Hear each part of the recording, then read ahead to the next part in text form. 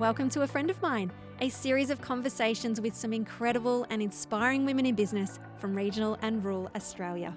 I'm Kimberly Finesse, your host and the founder and editor of Oak Magazine, and I cannot wait to introduce you to some amazing female entrepreneurs who will share with you their experience and knowledge of what it takes to start, grow and scale a successful business. So let me introduce you to a friend of mine.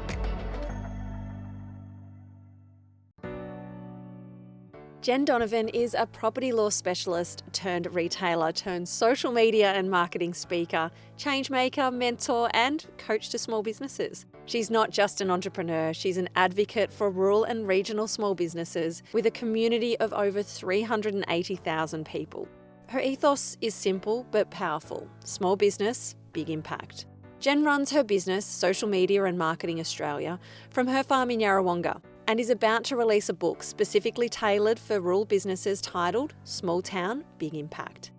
In this episode, recorded in the podcast van on the foreshore of Lake Mulwala, Jenn will take us on her incredible journey in the world of business. She'll share her very first and oh so important lesson of business: listen to the customer.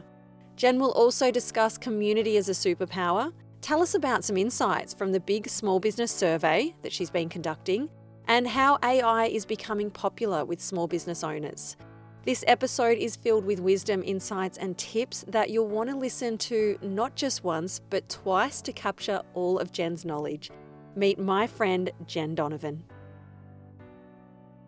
Hello, Jenn, and welcome to A Friend of Mine podcast. Thank you so much for having me. This is really exciting. Well, thank you for inviting me to your beautiful border town. So we're Yarrawonga, Mulwala.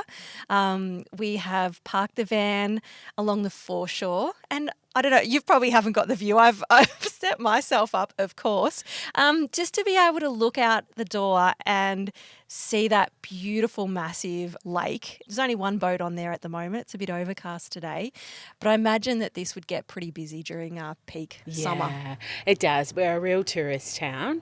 A lot of Melbourne people come. Like, we're only like 3 and a bit hours from Melbourne, so it really swells. I'd say it probably either doubles or triples. It's really hard to get accommodation here. Anything after about Christmas Eve until about the third week in January, which is just beautiful for the local businesses. And, you know, even though us locals, we complain because we can't get a car park and all of that, at the end of the day, the amount of money it pumps into our town is amazing. It is. It's a beautiful little spot. Let's start there. What drew you to this area? Is this home for you? Yeah, I'm actually really boring. It is home for me. So I grew up on a farm about 20 minutes from Yarrawonga with my mum and dad and brother and sister, and then my dad actually had a heart attack 3 weeks off being 40. Now he's still with us and he's never had another heart attack, and next year will be 40 years since that happened. But they had to sell the farm up and they moved to town, and my dad ended up being the curator at the local tennis courts for about 25 years. But yeah, I moved to town when I was about 15, and as I think I was saying to you earlier, Kimberly, I vowed and declared I'd never marry a farmer. Well, unfortunately, or fortunately, depending on which way you look at it, I fell in love with a farmer at about age 15. I met my husband, and so now I live 20 minutes the other side of the border on a farm, a 5th generation farm. So yeah, look, I've been to uni in Melbourne and been to uni in Sydney, and I've lived in Albury and had, you know, a little bit of travelling around, but basically I'm back where I started. Wow. You're also telling me that just down the road you had a retail store.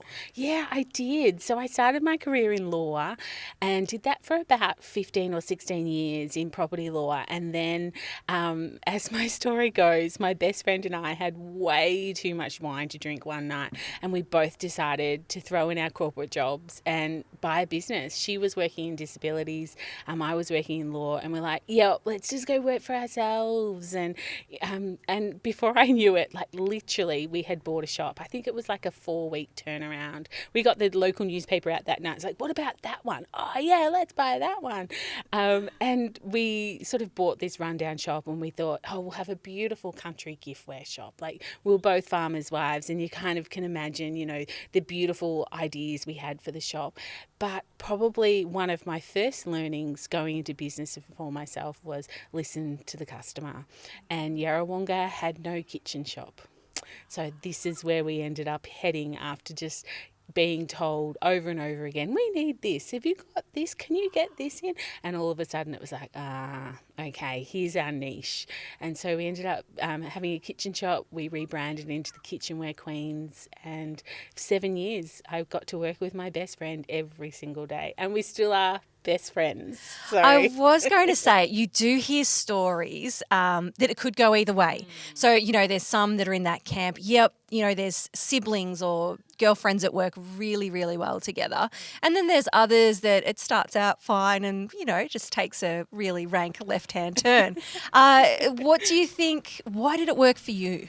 Yeah, I guess the main reason why I think it worked for us was because we'd been friends since we were 14. We'd already had like 20 odd years of friendship under our belt, but also we had really defined roles in the business. I did marketing, I did paperwork, I was the finance person, and she was the person that was a bit more creative.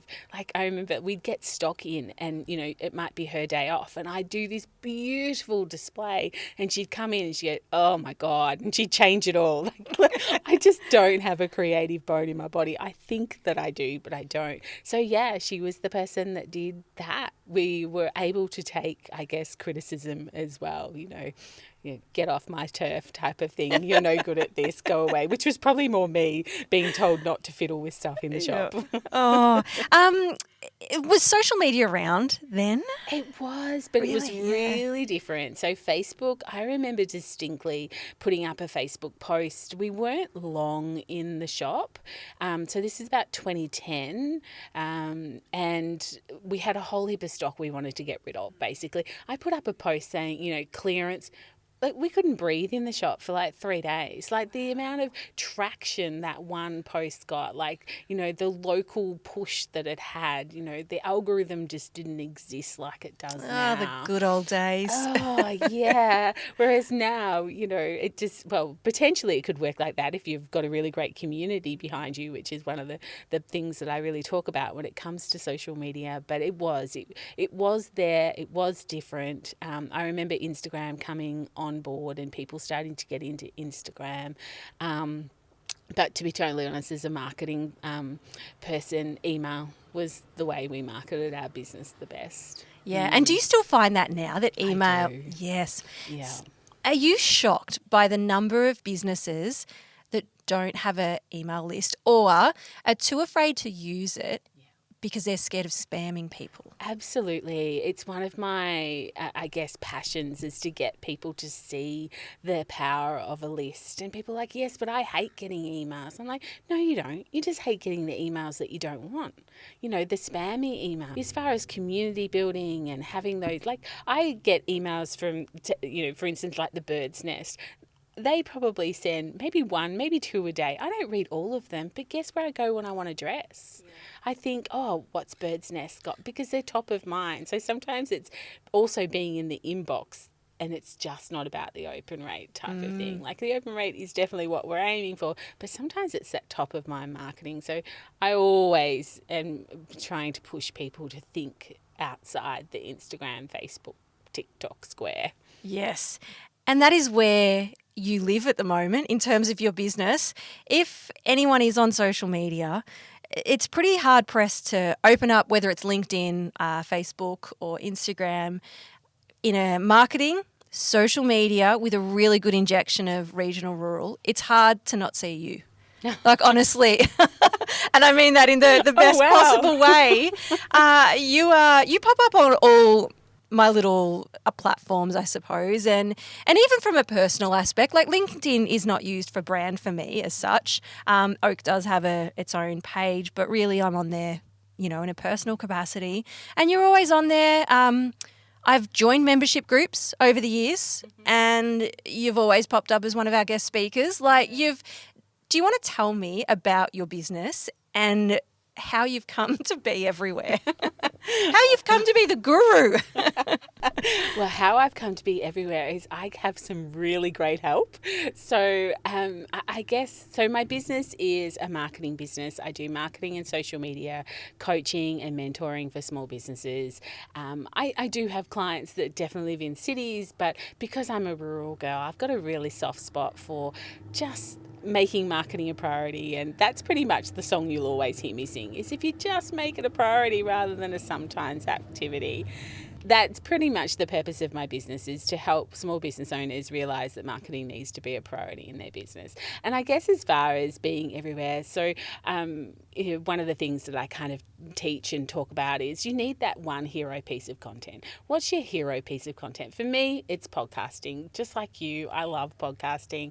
I'm almost up to my 6th year of podcasting. Wow. Oh, it's a lot of work, as we've kind of spoken about, but that's my hero piece. So then I have virtual assistants who turn it into reels, and I have a virtual assistant who turns it into a blog, because I always make sure I write show notes with them. And, so that's how you kind of get lots of pieces of content out of one piece of content. So sometimes I get a little bit like, oh man, am I showing up too often? But, like my virtual assistant Lee, who is just amazing. She's been with me more or less from the start. Her job is to repurpose my podcast into a blog, and then to reschedule both podcasts and blogs every 3, 6 and 9 months. So I make it 1 week, and then in 3 months' time it comes out again, and then 6 months and 9 months, and the same with blogs, because you know what it's like to make a podcast. It's way too much work just to go, haha, I've got it this week, and then no one hears about it again. And the algorithm, we all know what that does. You need to keep talking about things and doing things in order to get the traction that you need. Yeah. I've never thought about repurposing it again. So definitely, always about creating one piece of content. How can I spin it, several different ways to make sure I get some longevity out of it, but not in that way. Like not thinking, I could actually pull that guest back up and do it again. I really love that idea. And also I just wanted, I know that you're a podcaster because you did notice the motorbike that drove past. And this is the thing about the van. I mean, we could have done these podcasts, virtually. Yeah. So remotely, easy done, both in our home office. We're in a controlled environment, but that's no fun. Like, honestly, this is about getting out and meeting people face to face. Having a coffee. You bought me a coffee. Yeah. It's about enjoying this little town now. Like, after we've finished, I'll have a little wander around. But just back to that, do you feel like you see yourself everywhere? How do you overcome that? Because I'm finding that's really hard for me as a brand. You have Oak, but then it's me doing all these little things. I'm like, oh, is this too much Kimberly and not enough other people? Yeah, it is.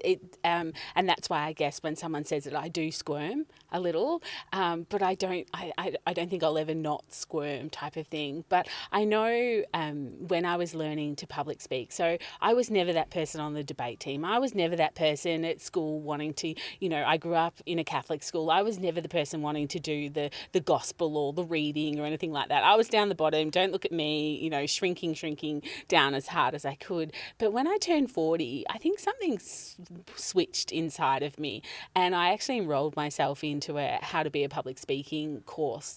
And one of my mentors there, David Penglaze, who is one of the best speakers in Australia as far as goal setting and, showing up authentically and things like that, he called me selfish one day. He said, if you don't do this with the amount of knowledge that you have to help people, then you're just selfish. Now, you can call me 2 things in life, selfish and dishonest, and that will break my heart. I'm like, I'm not selfish.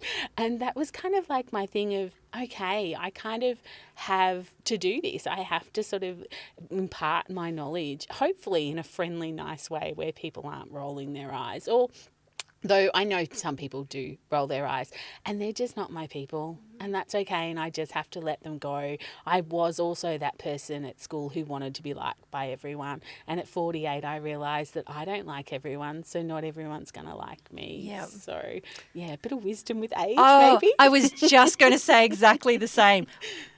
We must get wise as we get old. I'm just, yeah. Yeah, I find that's for me, I mean, it's always sitting there in the background. Is it too much you in there? Are you too much? Are you showing up too much? Because there's a lot of brands that just don't show up at all. So it's finding that balance. But there's another point of it where I'm thinking, but I have to. This is my business.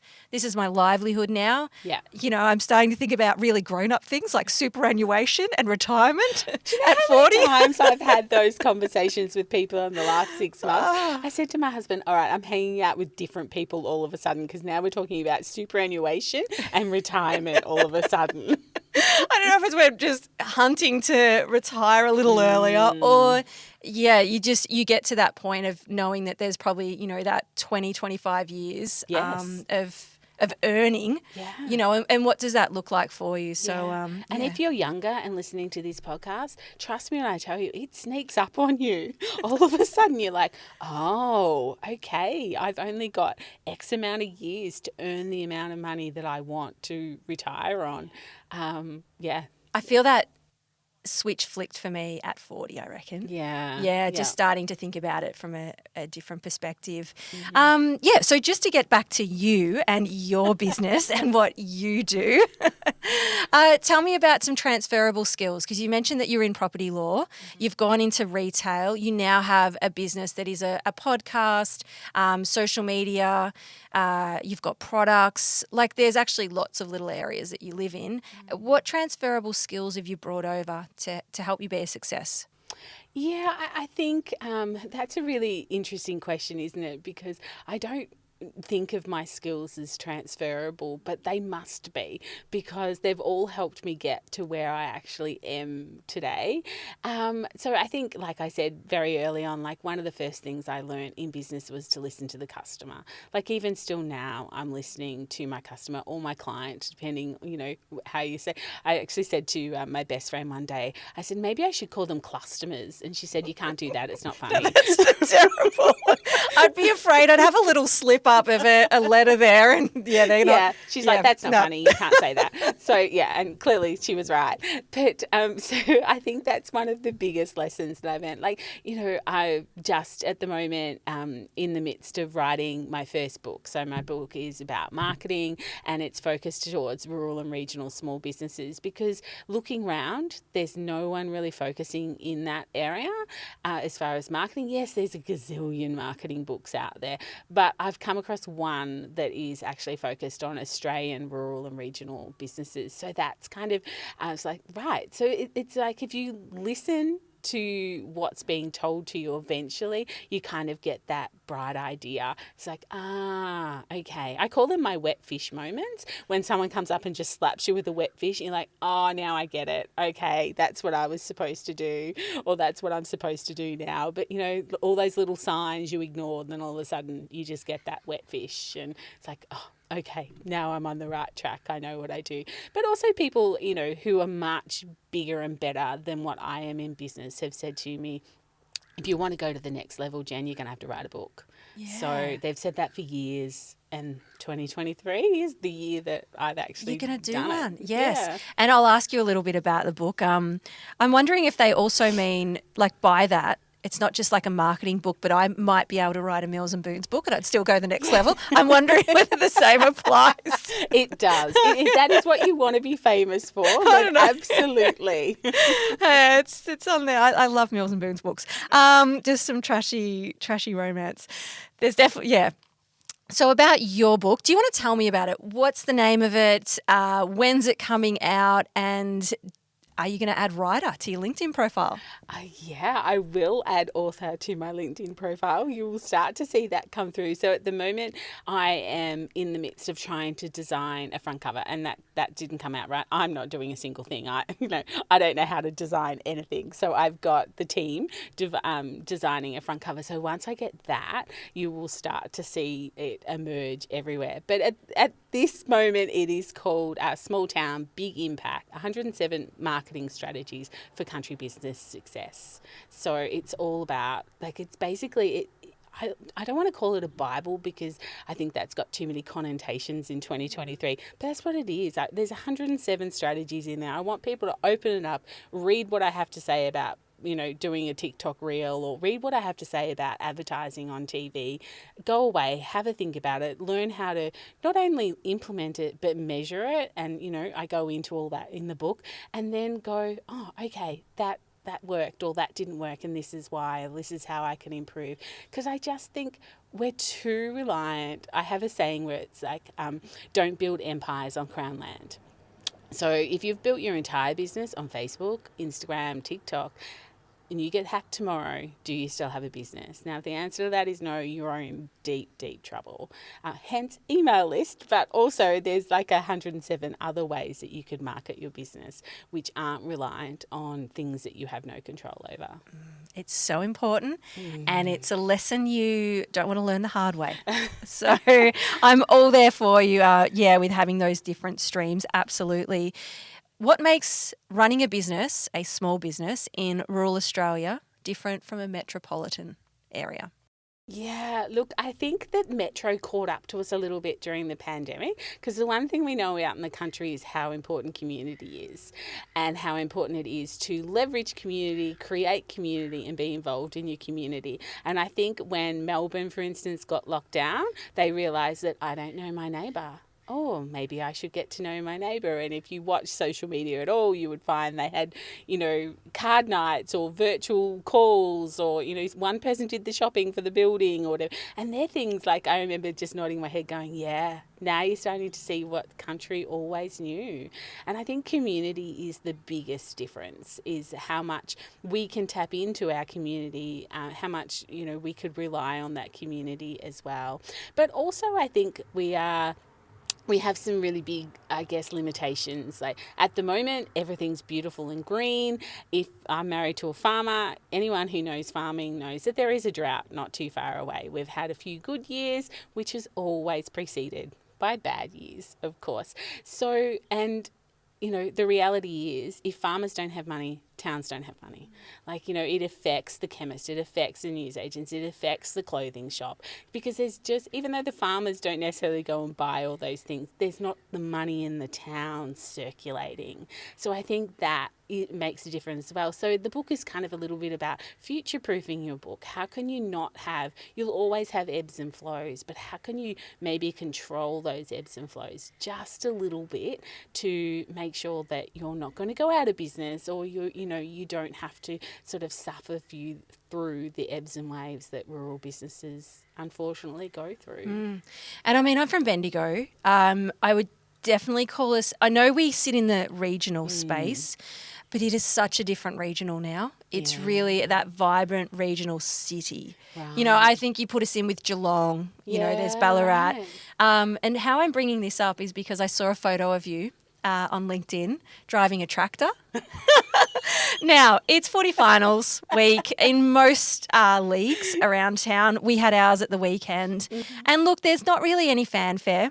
We were in Albury-Wodonga last week. I was with my husband, and I just said, oh, look, what's that banner up there? He goes, oh, that's the grand finals coming up for, it must be the Twin Towns or something, the Ovens, Murray and the Goulburn Valley. And I'm like, how cool is that? And he goes, it's huge over here. And then I see a picture of you driving a tractor down the street, all for a parade. Yeah. Like, I think when you talk about community and rural, this is what it looks like, especially with country football that is so important to community. Yeah. So I wish sometimes that country footy wasn't quite as important, because I really feel that there are a lot of kids that live in rural towns that don't necessarily want to play football and netball. But the reality is, we all want to belong to something, and sometimes in country towns, that's what you belong to, the local football club. And we're really blessed around here. We've got 4 really vibrant football clubs, with different skill sets and things like that. But that is, so the parade was for the Yarrawonga Pigeons. They did actually win on Sunday as well. But, they pulled together a parade. They invited the local vintage tractor club, to which my dad just thinks is the bee's knees. So he pulled his tractors out, his prized possessions, and I got to drive one, which, is really as hilarious as it might sound. I think my left leg was going to fall off from riding the clutch all the way down the main street as such. But, though it was for the pigeons, but they had, the Mulwala footballers had won their grand final, so they had a float. And the under 15 Rennie netballers had won, so they had a float. Like, they really did get the whole town to sort of join in and do that. And I think that really shows, I guess, and people came. Like, the parade literally went for probably less than 30 minutes and the street was full of people, and kids and things like that. And it just warms my heart, even though I felt a little bit quite ridiculous. But yes, it did really warm my heart to see so many people out there and just supporting their community. So, it's a really important part of being in a small area. And I really feel that, myself as a retailer, but also now as, a marketing coach and mentor, like, I've got to rely on my community to promote me, to buy from me, to do all those things. And you can't do that if you're hiding behind a logo or if you're not prepared to show up for your community, I guess. And I suppose this is a nice little gear change back into business. When you talk about business, you are so entrenched in it, especially small business, which I love. And I feel that you've got some really good insights. So you are part of a big small business survey. There was one last year and there's one happening at the moment. I think if someone went to your LinkedIn page, they'd be able to find the link and obviously help you out and provide some feedback into that. Tell me from last year's, or even if you've seen a bit of this year's, insights, how is small business coping? Yeah, look, I think it came about because I feel that what we see on the TV or the nightly news or what we hear is not really the reality of what's happening out there in small business land. And so, 5 of us, including myself, and I feel like I'm the little fish in this big pond of these amazing other business owners in Australia. We got together and we did this big small business survey, and we really did find out what we kind of already knew, which is small business owners are really resilient. They're really resilient. And even though things, cost of living crisis and like that, we heard so much of that last year. If we kind of cast our minds back to last year, it's a little bit different again this year, I guess, which, the results will be really interesting.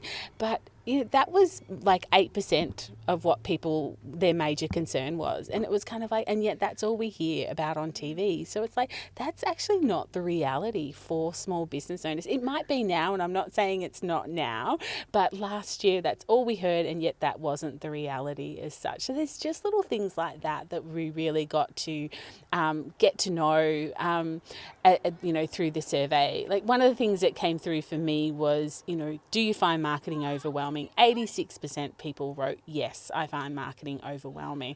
And that was a wet fish moment for me. It's just like, rightio, how are you going to help people not be so overwhelmed? But then for me, also the shocking bit was there was another question in there. It's like, are you going to increase your budget? Or, do you intend to increase or decrease your marketing budget for 2023? And 76% of people wrote yes. And I sat back in my chair and I'm like, but with what? Because most of you have told me in another question, I think it was something like 76% of people didn't have a business plan. And yet now they're going to increase their marketing budget. It's just like, on what? It was kind of like one of those moments of like, there is a lot of work to be done in this landscape. And that's not being talked about in the media. No, it's not. There's probably not a lot of funding either. I feel that, I don't know if you were too, but there was a lot of funding for workshops, social media workshops in rural areas, and have been for probably the last 6 years. I've just wrapped up one. They're unable to get any more funding to go forward. And it was really sad because those businesses still need that support. Yes. There are still more businesses coming through, but, things change, social media changes. But you're so right in that, where are they going to spend that money? Like, I think I'm concerned that they'll throw it at Facebook. Yes. And just do a Facebook, we'll just boost it and put $100 behind it. Mm-hmm. It's like, there is so much more that, you need to plug into that to really make it work and integrate it. Oh, but media, my God. I mean, this is why I think if someone's followed me for a little while, you have heard me talk about wanting to be like I suppose a media publisher that we can come and get some news and it's stuff like that. I want what's happening on the ground. Not what's being filtered through to us. Yeah, absolutely. And this year, we kind of have 5 different sections, and like there's 5 of us, so we all kind of have a hero section each. Mine's obviously marketing as such, but Dale Beaumont, who has just the most amazing business himself, he's really concentrated on AI this year. So we're really looking forward to how all the business owners respond to AI. Do you feel like, are you using it? How often are you using it? Do you feel like it's enhancing your business or taking away from your business? Do you feel like, are you afraid of it? All of these questions that I think are so interesting, because we are living in a really fast moving AI time. Like people say to me, how do you do this, or what could you recommend a program to help me do this? Nearly always in the last 6 months it ends with .io or .ai. Like, the amount of things that are coming out that are making hopefully our lives simpler, but it's crazy how much movement there is. I can't wait to read the survey results of this year's, and also that you can still get last year's. So I know on your on your LinkedIn post there was you just download the PDF, or just go to thebigsmallbusinesssurvey.com and you can fill out this year's, but you can also get last year's results as well. Amazing. I've got so much stuff on LinkedIn at the moment, Jen. I'm loving it. You also had this little post, and it was a plea to small business owners. Can you remember it? And can you take us through? I think I was in a really cranky mood that day. A bit of a rant post. A bit of a rant. I think it started off as a rant podcast that turned into a rant blog that turned into rant post. But it was basically, so I am a member of my local chamber. One of the things that I really wanted to do to up-level, like the chamber's been dormant or really struggling, and now we've got this great dynamic sort of committee, and we're wanting to do all these different things. So one of the things I said was, how about we do some blogs on the small business owners around the town? Like, A, good for SEO, B, good content for social media for both us and them. And they're like, oh, that'd be a really great idea. And so I thought, well, how about I'll just do it myself for a start? Like, no form. Let's just do it yourself and see what you can find out. Nothing was the answer. It is so hard sometimes to find out who the business owner is, or if you can find out who it is, what the heck do they look like? And if you can see what they look like, what do they look like today, not 20 years ago when the photo was taken? What's the email address of the business? How long has the business been established for? Who are they targeting? I go to websites, and I'm really sorry if I get on a rant here, but I go on a website and it's like, I do this and I've done this for 20 years and I. It's just like, I couldn't give a hoot as a buyer who you think you are. What are you going to do for me? Like, what's in it for the client reading these things? And the about pages, it's kind of like there's no photos, there's barely anything there on an about page. Your social media bio, nothing. Like, it really, I have a thing, LinkedIn's perfect because basically everyone has a name on LinkedIn.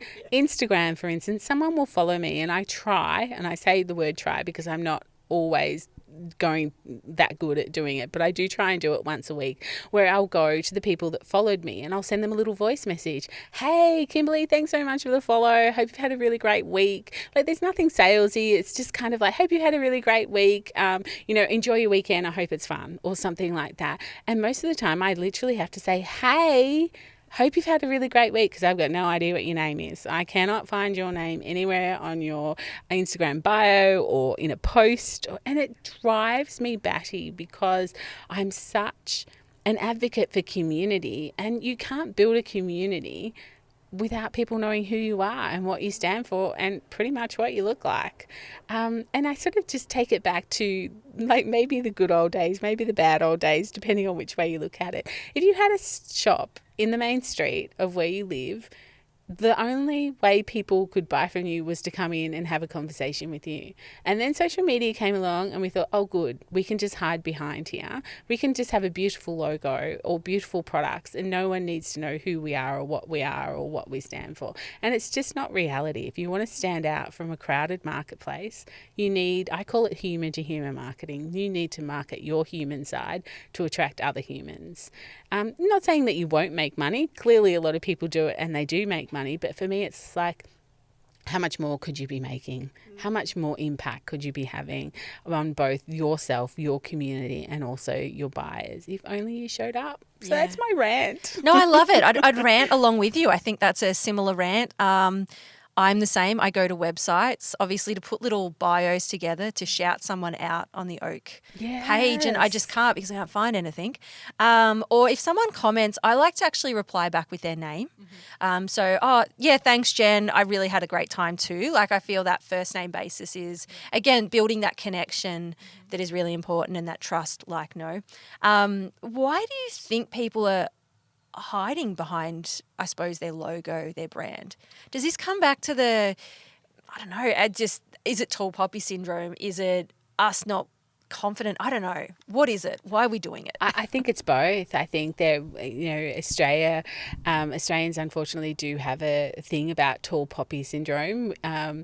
Someone is too out there or too this or too good or too. You only have to watch the social media trolls to know that's the case. But to me, it's just like, well, too bad, too sad type of thing. But I also think that it's a confidence thing. And if I think back to, where I started in business, I certainly had lack of confidence. It grew with me and it grew with my business. And I guess once you start doing it and you start to see that it's working, it's like everything else. You're like, well, if that's working, maybe I'll do more of it. But I distinctly remember being in a mastermind program when I had my retail business. And my friend Sam, I was having lunch with him, and part of the things that we had to do that day was a Facebook Live.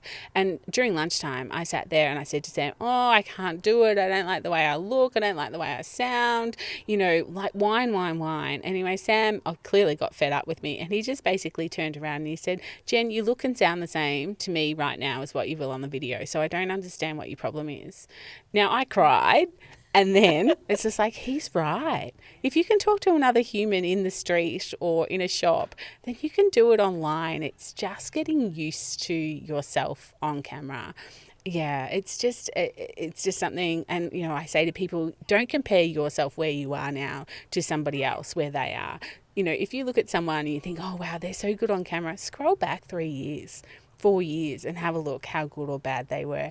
I have followed Amy Porterfield, who is like a marketer on fire in America, and she had a video up only a couple of months ago of something she did 5 years ago, and it just made me chuckle a little bit because I'm like, there it is. She's not as polished. She's not as perfect as what she is now. So people need to look at those videos rather than trying to compare themselves where they are now. But I think some of it is if they tried it and saw that it worked, they do it more often. Yeah, absolutely. All very good feedback, all very good. So many tips. I do listen back to episodes. So obviously I listen to them when I edit. Yes. It's a different listening though. I'm listening for things to, just to polish up, tighten up, little sound bites that I can put into the show notes and all of that. Mm-hmm. And then I listen to the podcast generally when I'm driving somewhere. So I've just listened to the Henty ones today on the way up here. Wow. And people must say, oh, you're listening to yourself. I'm actually listening to what the person's saying. Because when you're in an interview, you are listening, but you're not absorbing. Yes. You're looking for those little segues. I feel like I'm going to listen to yours, Jen, with my notepad and my pen. And I'm going to write down all these little tips and just those little reminders for myself. I want to sort of talk about one more point before I let you go, and it's a pretty big one actually. So you're behind two really, really big platforms that came out through COVID really. Buy from a Bush-based business and Spend with us. They are huge. Like, I don't know where you've found the time to do all that, but do you want to take me through both of those, how they started and where you are with them now? Yeah, absolutely. Look, they are kind of my legacies at the moment is what I sort of talk about them as. So basically, back in 2019, October 2019, it's hard to imagine now. We're in horrific drought, certainly where we were in New South Wales, and most of Queensland was in horrific drought. And I remember doing a tour around the Riverina, going to Lake Mulwala and Hay and Griffith and a few places, and everyone was really sad. Christmas was coming, but the retailers and the shop owners, they didn't care because, again, if farmers don't have money, towns don't have money. And Buy from the Bush was a hashtag trending at that time. So it hadn't been created into what we see today. It was a hashtag, and everyone was like, how do you use a hashtag? I've been using it for 2 weeks and, I don't understand, am I using it right? And I remember just driving back from Hay after hearing these comments over and over again and thinking, how can I make this simpler? And my business life is based on a premise of see a problem, solve a problem. So it was just like, right, the problem is that no one knows how to use Instagram.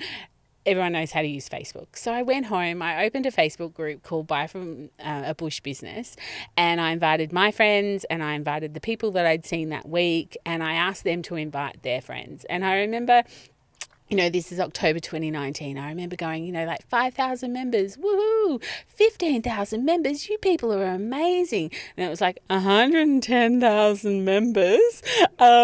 Goodness gracious, what have I created? So, even though I was the creator of that group, it was the community who grew up. People invited their people. And what happened was, up to date, there's probably been about $8 million injected into rural and regional areas because of that group. And basically, other than keeping it a safe space, which was really important to me. So anyone who trolled or was nasty, they got kicked out pretty quickly. I was very ruthless. I had people come at me again. It was really hard time. And I think back to it and I think, it's a bit like childbirth. You kind of forget the bad bits, you remember the good bits. And I definitely feel that way about that group. But probably about 10, 11 months into it, I knew that one of the things that I needed to create was a marketplace. So for people who didn't have a website and that were like, just message me. And, we all know that that's how people get themselves in trouble with getting hacked or ripped off and that sort of thing. So I joined with Lauren and Sarah, who had created Spend With Us through the bushfires. And so we created the Country Collective Co., which was a marketplace, and the Facebook group.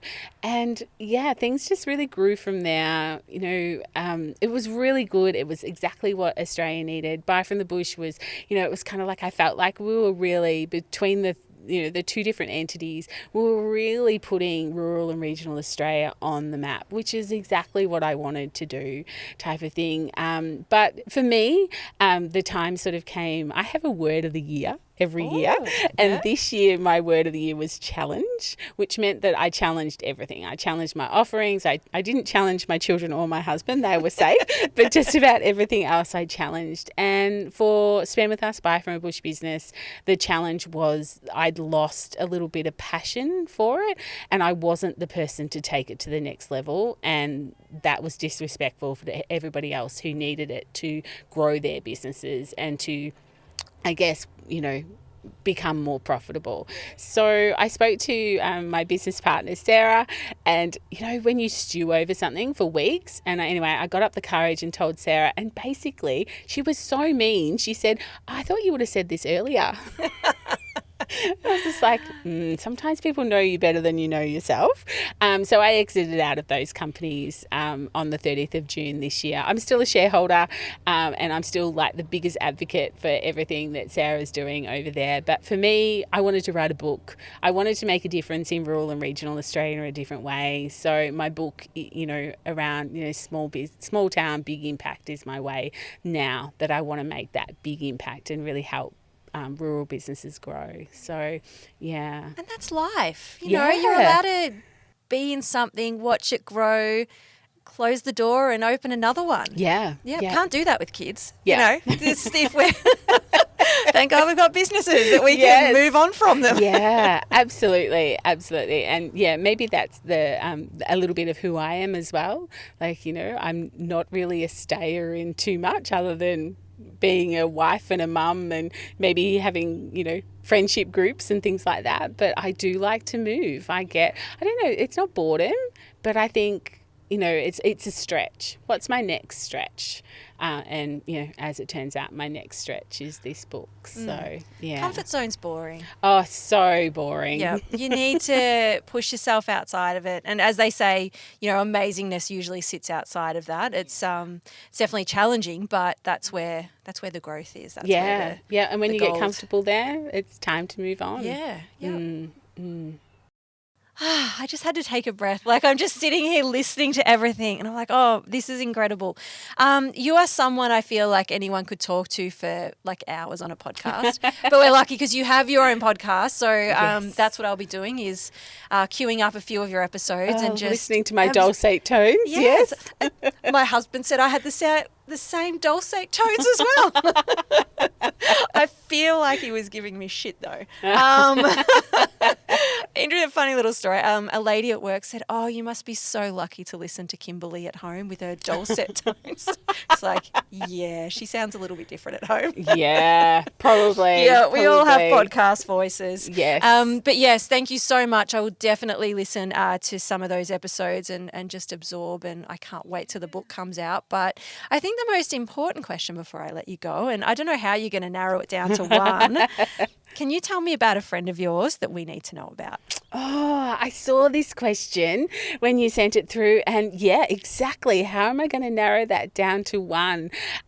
Look, I probably have to give my shout out to Jules Brooke. She's not a regional lady or a rural lady, but she has a business called She's the Boss, and she is building a membership and a group of women who are just amazing. So just, that being able to hang out with people who are different to you but still like-minded and who will push you, challenge you, but also celebrate with you.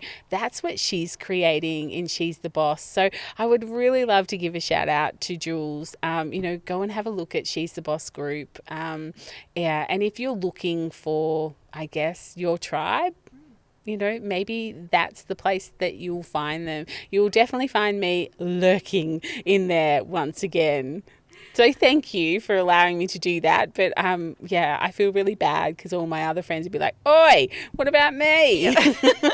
It's a tricky one to pick a favourite. But I do every year. I pick a different membership group. And same thing, just to, I suppose, sit yourself somewhere else. Yeah. It may not be a comfortable space either because they're not the sorts of people that you normally find yourself hanging out with. But as long as their values and everything is in line, it's where you grow. They have different maybe opinions, different things that they're doing. So one that I've been in is One Roof. That was I was nearly going to give them a shout out. They're amazing as well. Sheree, they're amazing for what they've done and how they've built it up through COVID. Yes. There's actually an incredible story behind all that. I need to follow Sheree up. But again, there's not a lot that's really rural and regional based. So it is going into those, I suppose, those bigger ones and finding your little country buddies in there. Yeah, absolutely. And I suppose when I was thinking about who to give a shout out to, everyone else who I thought about is in She's the Boss. So it was kind of like, maybe I should shout out the group where you're going to find the amazing, Teresas and the amazing Tracys and the amazing, Michelles and all that sort of thing, because they're all in there. So that was my thinking behind just shouting out that group. Good one. I love it. Again, thank you so much. Thank you for coming to Yarrawonga. My pleasure. I really, really enjoyed it.